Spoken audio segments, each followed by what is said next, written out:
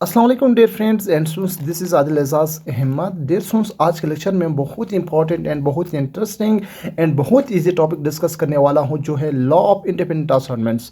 लेकिन law of independent assignments, dear students, आप लोगों को मालूम है कि लॉ ऑफ इंडिपेंडेंट असाइनमेंट्स मैंने बहुत ही डिटेल से डिस्कस कर चुका हूँ। लेकिन आज का जो लेक्चर है वो 3 टॉपिक्स पर है।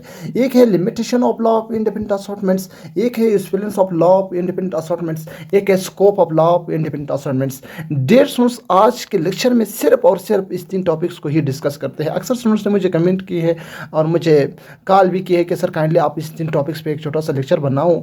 आप लोगों को मालूम है कि डियर स्टूडेंट्स कि मैं कुछ दिनों से बहुत सख्त बीमार हूँ, इसलिए मैंने कोई लेक्चर्स अपलोड नहीं किया, क्योंकि मेरा गले का जो है मसला है, मेरा गला ख़राब है कुछ टाइम से। सो आप लोगों को मालूम है कि मैं प्रॉपरली बात नहीं कर सकता हूँ, इसलिए आज भी बहुत सख्त बीमार हूँ। लेकिन फिर भी मैं आप लोगों के साथ जो है लेक्चर शेयर कर रहा हूँ, क्योंकि मेरा मिशन ये है, मेरा टारगेट ये है, मेरा गोल ये है कि स्टूडेंट्स को क्वालिटी एजुकेशन दूँ बिल्कुल फ्री, उस स्टूडेंट्स को जो अकेडमी ज्वाइन नहीं कर सकते हैं। तो आजकल अकेडमी का जो है फीस भी 40-50 हज़ार रुपये है। तो मेरा मिशन ये है कि मैं क्वालिटी एजुकेशन दूँ स्टूडेंट्स को बिल्कुल फ्री। तो आज भी मेरा जो है बहुत सख्त बुखार हूँ, फिर भी ये लेक्चर बना रहा हूँ डियर स्टूडेंट्स। तो आज के लेक्चर में limitation of law independence discuss करते हैं, spellings of law independent assignment discuss करते हैं, इस जो है scope of law of independent assignment discuss करते हैं। डियर स्टूडेंट्स, सबसे पहले हम बात करते हैं लॉ ऑफ इंडिपेंडेंट असाइनमेंट्स। इस बार कम से कम मैंने 5-6 लेक्चर्स ऑलरेडी बनाया हुआ है, लेकिन थोड़ा सा ब्रीफली हम डिस्कस कर लेंगे कि भाई लॉ ऑफ इंडिपेंडेंट असाइनमेंट्स जो मेंडल्स का सेकंड लॉ है, उसने जो काम किया है लॉ ऑफ इंडिपेंडेंट असाइनमेंट्स पे, डायब्राइट क्रॉस और 2 ट्रेड्स क्रॉस, उसने जो है एक ऐसी दो इंडिविजुअल को आपस में क्रॉस करवाया जिसके अंदर जो है 2 ट्रेड्स डिफरेंसेस मौजूद होते हैं। यानी इसका डेफिनेशन क्या है? When 2 contrasting pairs of trades are brought together, the same cross allele in each pair are assorted independently to each other to the next generation। यानी मेंडल्स ने सेकेंड लॉ में 2 ऐसी इंडिविजुअल्स को आपस में क्रॉस करवाया जिसके अंदर 2 ही ट्रेड्स डिफरेंसेस मौजूद थे। फॉर एग्जांपल यहाँ पे आया, चल यहाँ पे मैं बता दूंगा। मेंडल्स ने 2 प्लांट्स उठाए। देखिए एक और डेफिनेशन है, cross between 2 individuals that differs with the 2 particular trades. Trades आप लोगों को मालूम है, ट्रेड्स करेक्टर को कहते हैं। यानी मेंडल्स ने 2 इंडिविजुअल उठाया, एक ट्री ये है या एक प्लांट ये है, एक पौधा ये है, एक पौधा ये है। इस पौधे के अंदर भी 2 डिफरेंसेस हैं, इस पौधे के अंदर भी 2 डिफरेंसेस है। फॉर एग्जांपल यहाँ पे इस पौधे का जो सीड है वो राउंड है। ये किस चीज़ के? मैं पी प्लांट्स की बात कर रहा हूँ। तो मेंडल्स ने भी पी प्लांट्स पे काम किया, मैं उसी की बात कर रहा हूँ। तो वहाँ पे जो उस पी प्लांट्स की जो थे सीड शेप क्या थे? राउंड थे। राउंड जो है एक ट्रेट है। अब आप लोगों को ये भी मालूम है, क्योंकि मैंने ऑलरेडी डिस्कस किया कि भाई एक करेक्टर जो है, एक ट्रेट जो है वो 2 पिक्चर्स ही कंट्रोल कर रहा है।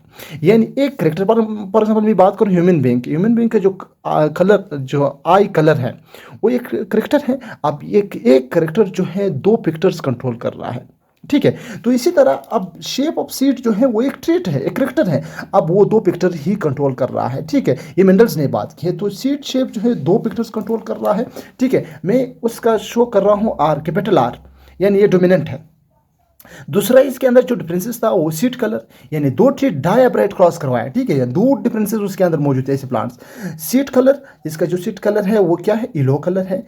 दूसरा जो प्लांट्स है उसका सीड का शेप जो है वो रिंकल्ड है, ये इस तरह है, रिंकल्ड फॉर्म है, और वो है स्मॉल आर से, ठीक है। स्मॉल आर से हम उसको रिप्रेजेंट करते हैं। दूसरा उसका कलर जो है ग्रीन कलर है। डेढ़ सौ से एक बार फिर बता दूंगा कि भाई मेंडल्स का second law of independent assignments ने उसने 2 ऐसे इंडिविजुअल आपस में क्रॉस करवाया जो उसके अंदर 2 ट्रेड्स, यानी 2 ट्रेड्स के डिफरेंसेस मौजूद थे। एक का कलर था ग्रीन, एक का था येलो सीट का, एक का जो है शेप राउंड था, दूसरे का शेप जो है रिंकल्ड था। ये डोमिनेंट है, ये रिसेसिव है। तो मेंडल्स के दिमाग में 2 क्वेश्चन थे। ये मेंडल्स ने ये क्यों किया इंडिपेंडेंट असाइनमेंट्स, मैं ब्रीफली बता दूंगा। उसके दिमाग में 2 क्वेश्चन थे। पहला क्वेश्चन ये था, whether alleles of 2 different genes are transmitted together. ये तो ठीक है कि क्रोमोसोम्स के अंदर अलील्स मौजूद है। इसके दिमाग में आया, क्या ये जो अलील्स है ये नेक्स्ट जनरेशन में एक साथ ट्रांसमिट होगा, या अलील्स ऑफ 2 डिफरेंट जीन्स, जो अलील्स हैं 2 डिफरेंट जीन्स की, ट्रांसमिटेड इंडिपेंडेंटली। तो उसने इसलिए इस लॉ पर काम किया कि भाई ये जो जीन्स है, फॉर एग्जांपल इधर देखिए डिस्टेंस, एक क्रोमोसोम है, एक क्रोमोसोम ये है, एक क्रोमोसोम ये है। अब यहाँ पे भी जो जीन है, यहाँ पे भी जीन है, ठीक है। अलील जो है मौजूद होते हैं। मेंडल्स ने बात की कि भाई ये जो अलील्स हैं, ये जो चीज़ें हैं, क्या ये पिक्चर्स एक साथ ही जाएगा नेक्स्ट जनरेशन में, या ये दोनों जो है अलग होगा। ठीक है, तो उसने क्या किया, तो उस दो प्लांट्स को आपस में क्रॉस करवाया।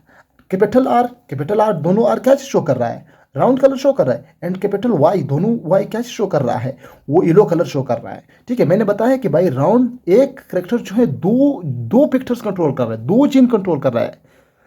ये पॉइंट्स आप दिमाग में रखें। ठीक है, एक कैपिटल आर दो जीन शो कर रहा है, यानी जो कलर है वो दो जीन कंट्रोल कर रहा है, और जो शेप है वो भी दो जीन कंट्रोल कर रहा है। तो उस दो प्लांट्स को, एक है ये है रिसेसिव वाला, एक है ये जो है राउंड कलर। ठीक है, एक है रिंकल्ड ग्रीन, एक है राउंड येलो, आपस में क्रॉस करवाया। भाई इसका मतलब ये नहीं कि उसने सीड क्लास करवाया, यानी ऐसा प्लांट जिसका इस तरह सीड था और ऐसा प्लांट जिसका इस तरह सीड था, इसको आपस में क्रॉस करवाया। तो सबसे पहले क्या बनता है, गेमेट्स बनता है। ठीक है, इसका यानी गेमेट्स का मतलब ये दो जो अलील्स हैं, ये जीन्स है, वो सेपरेट होगा, अलग होगा, गेमेट्स बनेगा। ठीक है, गेमेट्स इसका भी बन गया, इसका भी बन गया। तो ये FP1 का मतलब पेरेंटल वन, जो फर्स्ट पेरेंट्स है वो ये हैं, इसका गेमेट्स बनेगा। फिर उसका F1 का जम यानी फर्स्ट जो बच्चे हैं वो क्या, मैं डीप में नहीं जाऊँ क्योंकि ऑलरेडी मैंने इस पर कम से कम 5-6 लेक्चर्स अपलोड किए स्टूडेंट्स। तो इसका जो फर्स्ट जनरेशन है यानी बच्चे हैं, all are round yellow phenotypes है। ये जब उसने क्रॉस करा तो तमाम के तमाम फेनोटाइप बच्चे जो क्या आया, राउंड येलो आ गए। तो फिर उसने सोचा कि इस जो राउंड येलो है उसको आपस में क्या किया, क्रॉस करवाया है, सिर्फ क्रॉस करवाया आपस में। ठीक है, यानी ये पेरेंटल 2 बन गया। देखिए एक बार फिर बता रहा हूँ, इससे जो बच्चे आ गया, ठीक है, वो सारे फर्स्ट से जो बच्चे आ गए वो तमाम के तमाम राउंड येलो थे। तो फिर उसने क्या किया, इसको आपस में क्रॉस करवाया। जब क्रॉस करवाया तो सेकेंड जो बच्चे आया उसके अंदर 4 फेनोटाइप्स आया। 4 फेनोटाइप्स आया, 2 पेरेंटल थे, 2 पेरेंटल थे यानी माँ बाप की तरह थे, और 2 जो थे हैं वो रिकम्बाइनेंट थे। रिक्वायरमेंट ये थे कि भाई न माँ की तरह थे न बाप की तरह थे। ठीक है, सिंपली मैं बात करूँ पेरेंटल यानी प्लांट्स पुराने प्लांट्स की तरह नहीं थे। ठीक है, नए उसके अंदर नए जो है वेरिएशन आ गए, अकसाम आ गए। फॉर एग्जांपल एक है जो है रिंकल्ड येलो आ गया, लेकिन यहाँ पे पेरेंट्स में तो कोई रिंकल्ड येलो नहीं थे। दूसरा यहाँ पे जो आया है रिंकल्ड ग्रीन आया, ये तो भी प्लांट्स में कोई नहीं है, पेरेंट्स में नहीं थे। तो एक ऐसा रिकमेंडेड, तो मेंडल ने ये चीज़ कंफर्म किया कि भाई ये जो जीन्स है, ये गेमेट्स है, ये इंडिपेंडेंटली क्या हो रहा है, असॉर्ट हो रहा है। ये जो गेमेट्स जा रहा है, ये जीन जो है गेमेट्स जो है वो इंडिपेंडेंटली असॉर्ट हो सकता है। तो उसने ये चीज़ कंफर्म किया। उसने बात की कि तमाम के तमाम जो ह्यूमन जो एनिमल्स है, ये प्लांट्स है, उसके अंदर यही प्रोसेस होगा।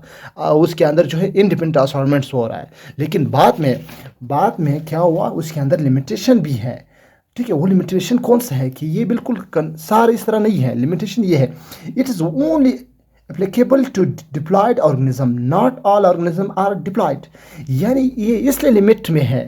बाद में काम हुआ, साइंटिस्ट ने हार्ड वर्क किया, मालूम किया कि भाई ये जो मेंडल्स ने काम किए ये क्या है, ये लिमिट रखते हैं, यानी ये सिर्फ कहाँ तक महदूद है, पी प्लांट्स तक महदूद है। ठीक है, अब पी प्लांट्स तक महदूद क्यों है, क्योंकि ये जो लॉ ऑफ इंटरपेरेंट प्रोसेस है ये सिर्फ और सिर्फ डिप्लॉयड ऑर्गेनिज्म में मौजूद है, ये अप्लाइड में नहीं है। ठीक है, तो all organism are not diploid, सारे के सारे ऑर्गेनिज्म तो डिप्लॉयड नहीं है। दूसरा, genes on the same chromosomes not to be expected to assort independently.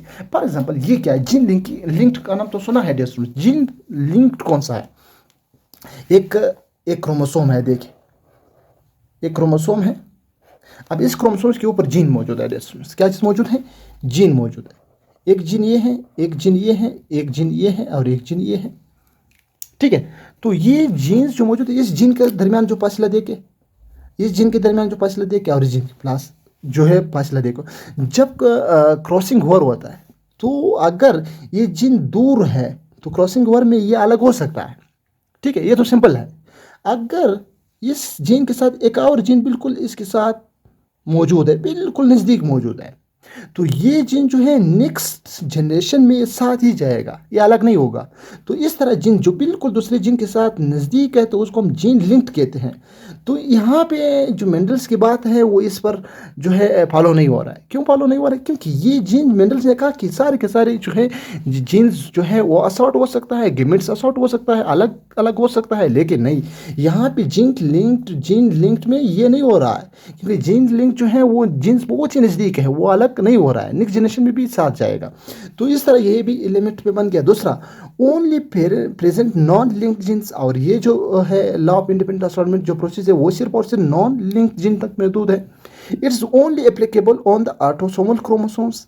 और दूसरा बात यह है कि सिर्फ ऑटोसोमल क्रोमोसोम्स तक मौजूद है। आप जब मैं बात करूँ 6 क्रोमोसोम्स की बात करो, ठीक है, XY क्रोमोसोम्स की बात करो, फिर वहाँ पे फॉलो नहीं हुआ। तो इसलिए डियर स्टूडेंट्स, ये जो लॉ ऑफ इंडिपेंडेंट असॉर्टमेंट है वो एक लिमिट में है, ठीक है।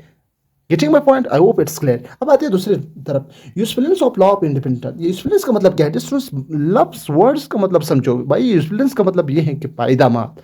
कौन से फायदे हैं इसका भाई? पहला फायदा ये है, it is explain that if two parents have unique set of traits which are desired to express in one individual, it's only possible by this law. Getting my point?